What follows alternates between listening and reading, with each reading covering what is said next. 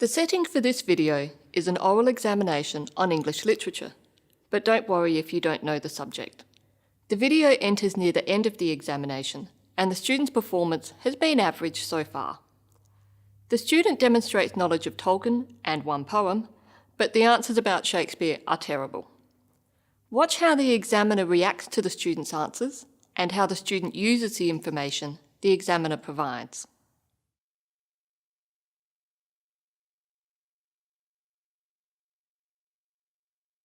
Which ended in around 1700. Okay, fair enough. Now, you told me you did a fair bit of reading last year. Yes, that's true. So, of the texts you read, which was your favourite? That would be The Lord of the Rings by J.R.R. Tolkien. Oh, it's mine too. Tell me about it. Well, it's firstly probably the first fantasy novel, and it's a classic tale of good versus evil, where after a long and dangerous quest, the good finally defeats the evil. And it's a story where all the characters are three-dimensional, and they're so well fleshed out that you feel like you know them. And it combines the styles of a novel and poetry, and even includes some languages that Tolkien made up. And what I love is the way the storyline starts with the whole group together, and then when they get separated, the subplots could function as standalone stories, but they come back together in the end.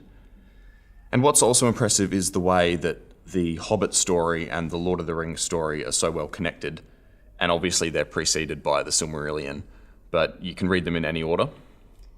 It's a wonderful book, and I love how you can explore so many themes in it. But we do have to talk about more than just one book. Yes, of course. So, no oral and English literature would be complete without talking about Shakespeare, would it? So can you tell me some of the comedies that Shakespeare wrote?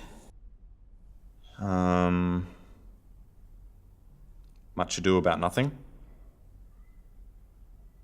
The Taming of the Shrew. And The Merchant of Venice. Well, apart from plays, what other styles of literature was Shakespeare famous for? Short stories. Are you sure? Oh, you mean poetry. Yeah, he wrote poetry as well. So, what kind of poetry is he most famous for? Two quatrains? Two tercets? I'm not sure. Okay, let's move on then. What famous English poems do you know about? Beowulf. Ah, now there's an interesting one. Tell me about it. Well, it's the oldest known English poem and is written in a type of English that we don't actually understand anymore. And it actually sounds more Scandinavian than English. And actually, it's a poem that Tolkien worked on, which makes sense given his training as a philologist.